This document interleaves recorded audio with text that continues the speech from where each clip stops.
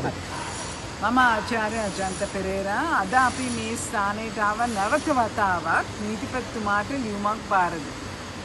මේකට හේතුවක් තියෙනවා. හේතුව තමයි පරිසර ඇමති මාව මුණ ගැහෙන්න කැමති නෑ කියලා මම යන්න හිටපු සාකච්ඡාවක රැස්වීමකට මම සහභාගී වෙනවා නම් ඔහු එන්නේ නෑ කියලා කිව්වා.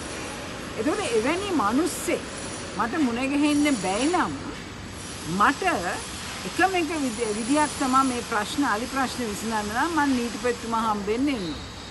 ඒතකොට අද අපි මේ නීතිපති කාර්යාලයට ආවේ නැවත වතාවක් සාකච්ඡාවක් ඉන්න.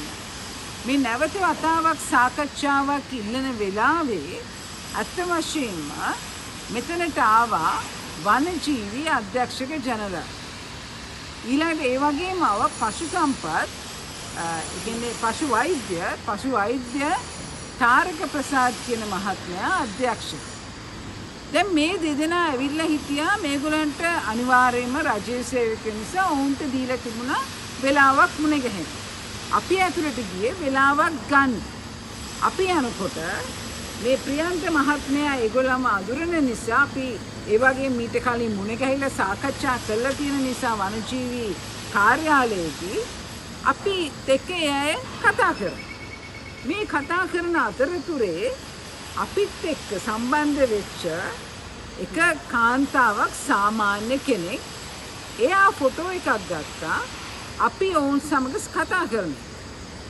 මේකට තාරක ප්‍රසාද් මහත්මයා ඉතාමත්ම තදින් බැනලා අර කාන්තාවගේ අතේ තියච්ච කැමරා කියන්නේ නිකන් මොබයිල් ෆෝන් එකක්. ඒක අරගෙන එයාට තර්ජනය කළා.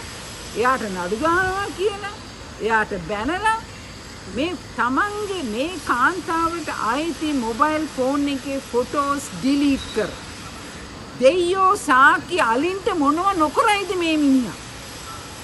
මේ වගේ තමන්ගේ හිත පාලනය කරගන්න බැයි නම් තමන්ට තමන්ව පාලනය කරගන්න බැරි මිනිස්සෙක් නම් තාරක ප්‍රසාද් මහත්මයා කියන්නේ ලොකු ප්‍රශ්නයක්. මොකද ඔහු කාන්තාවගේ අතින් ෆෝන් එකක් උදුරලා ඒ ෆෝන් එකේ ෆොටෝස් ඩිලීට් කරලා ඒ වගේ තියෙන්නේ අපේ ෆොටෝ. දැන් ඒව ඩිලීට් කරලා ඒ කම්ප්ලේන් එකකුත් දාලා. මම දකින්නේ මේ වෙනි මිනිස්සුන් සතුන්ට කොහොම ගහයිද? මිනිස්සුන්ට මෙහෙම ගහනවා නම් සතුන්ට කොහොම ගහයිද? අහිංසක ඇතුන් බාරව ඉන්නේ. අලි ඇතුන් බාරව ඉන්නේ. හැමදාම සත්තු මැරෙනවා. කෝච්චියට හැප්පුණා. දැන් මේ ළඟදී ඒ රියදුරාමයි කෝච්චියට ඒ අලිය හප්පපු රියදුරාමයි මීට පෙරත් අලි 9 දෙනෙක් 10 දෙනෙක් විතර මරලා දැම්මා. දැන් ඒ රියදුරාගේ වැඩ සාමත් හරියට තහනම් කරලා නැහැ. ඊළඟට අනිත් පැත්තෙන් ගත්තන් පස්සේ තාරක ප්‍රසාද් කියා මොන ප්‍රසාද් හරි පුටුවක ඉඳගෙන ඉන්න ගමන් දැන් බලන්න අලි මැරිලා තියෙනවා ගිය අවුරුද්දේ විතර 498ක් වෙන රටක නම් මේ මිනිස්සු උස්සලා ඇරලා ගෙදර. දැන් මේ රටේ මේ මිනිස්සු තියාගෙන නලවනවා. දැන් වනජීවී අධ්‍යක්ෂක මේ වෙලාවේ ඉන්න අධ්‍යක්ෂ ජෙනරාල් කිව්වා අලි 500යි ලංකාවට අවශ්‍ය කියලා. දැන් මම මේ කතා කරන්නේ අනුර කුමාර දිසානායක මහත්තයාට විරුද්ධව නෙමෙයි. ඒ නිසා ලාල්කාන්ත මහත්මයා නටන්න පටන් ගන්න එපා කරුණාකරලා. මොකද ඔබතුමාලා නටනවා නටලා මේ වැරදි නිලධාරීන් පුටුවල ඉඳගෙන ඔබතුමාලා බැනුම් අහන්න කැමති නම් අහගන්න. අපි මේ රටේ හුඟක් කල් ඉඳන් පරිසරය ගැන වැඩ කරන්නේ. ඔය බාලපැටමැණි මහත්මයා එන්න ඉස්සලා අවුරුදු ගණනාවකට ඉස්සලා අපි පරිසරය ගැන ආචාර්ය උපාධි ගත්තා. ඒ නිසා කරුණාකරලා තේරුම් ගන්න මේක. අලි ඇතුන් මරනවා හැමදාම. මේ වෙනකොට මේ අවුරුද්දේ 300ක් විතර මරලා. ඒ මරලා ඉවර වෙලා දැන් තවත් අපිටත් බනින්න එනවා. අපිට ගහන්න එනවා. අපිට තර්ජනය කරන්න එනවා. අපිට බලපෑම් කරන්න එනවා. මොකද්ද මේ රට?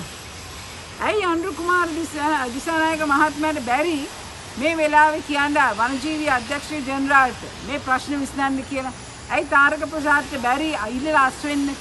Tamanට බැයි නම් සතුන්ට හිංසා විච්ඡාම වේත් කරන්න බැයි නම් ඒ බාතිය මැරණකම බලාගෙන හිටියානම් දැන් මේ මිනිස්සුනේ මොකද තියෙන අයිතිය ටයිකෝඩ් දාගෙන ඇවිල්ලා මේ හොඳ වාහන වලින් බහින්න ඒසී කරපු මේවට අපි සල්ලි ගෙවන්නේ මොකද්ද මේ රට මේක මේ පහත් රටක් කරන්න එපා.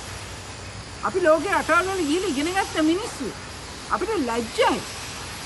ඒ වගේම නීතිපතිතුමා ළඟට දැන් ගියාම මේ සිද්ධියත් එක්ක එතන ඉන්න ග්‍රාම ආරක්ෂක නිලධාරී මහත්මියද කවුද කියනවා කන්නඩ දාපෙක් කෙනෙක් හිටියා එතන.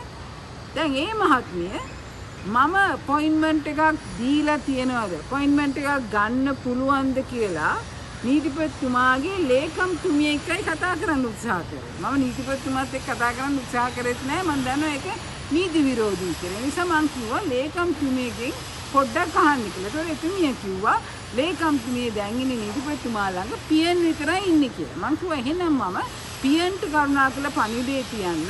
මම මෙහෙම ඇවිල්ලා මේ ප්‍රශ්නේ අහලා ගියා කියලා. ඒකට ග්‍රාම ආරක්ෂක නිලධාරී මහත්මිය මට බයිනෝ ඔයා කවුද? ඔයා කොහෙන්ද ආවේ? ඔයාලා එන්නේ අපොයින්ට්මන්ට් නැතුව. මේක මොකද්ද මේ රට? මේක බල්ලන්ට ගිය රටක්ද මොකද්ද මේක? අපිට මෙහෙම යන්න බෑ. ඒ නිසා අපි කියනවා අපි අරගලය කරලා වැරදි වැඩක් කරා. අපි අරගලය කරලා අපිට තිබුණේ මීට වඩා හොඳ මිනිස්සු ටිකක් ගෙන්න මේ රටට.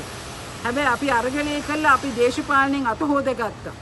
ඒකෙන් ප්‍රයෝජන ගත්ත මිනිස්සු අද පත් වෙලා ඉඳගෙන ඒගොල්ලන්ට බැයි නම් කොන්දක් තියාගෙන මේ වැඩ ටික කරන්න අපිට මොකක් හරි දෙයක් කරන්න වෙනවා. මොකද ඒකට හේතුව අනුර කුමාර දිසානායක සහෝදරයා කරුණා කළා ඔබ ඉතා ඉක්මනින් ක්‍රියාත්මක කළ වනජීවී අධ්‍යක්ෂක ජෙනරාල්ගෙන් ප්‍රශ්න කරන්න ඕනේ. එයා අපිට කිව්වා අලි ඉන්න ඕනේ මේ රටේ 500යි කියලා. ඒක ඇත්තටම කිව්වද කියන එක ප්‍රශ්න කරන්න ඕනේ. ඒ වගේම තාරක මහත්මයාගේ තනතුර ගැන ප්‍රශ්නයක් තියෙනවා. ඔහු පශු සම්පත් නැත්නම් පශු ජීවි පශු වෛද්‍ය අධ්‍යක්ෂක ජෙනරාල් නම් ඒ තනතුරේ අපි කියන්න ඕනේ ඉන්න වටින්නේ නැහැ කියලා. ඒ නිසා අපිට තියෙන එකම ගැටලුව තමයි අපිට ඉරිහැර කරන්න. බෑ මේ මට ඔය මයික් කරලා එපා. ඔය යන්න. දැන් මේක ඉස්සෙල්ලා හරි මම ඔය කට්ටිය අරන් යන්න කොල්ලා කරලා අරන් අපිට කම්ප්ලේන්ට් කරලා ඔක්කොම කියලා. කවුද කම්ප්ලේන්ට් කරන්නේ? උඩින් කම්ප්ලේන්ට් කරන්නේ. ඒක ඉතින් මැඩම් අහලා කාගෙන් හරි අහන්න. නෑ එහෙම ආන්නේ නෑ. ඔයා එන්නේ හරියට කෙනෙක්වත් බලන්නේ.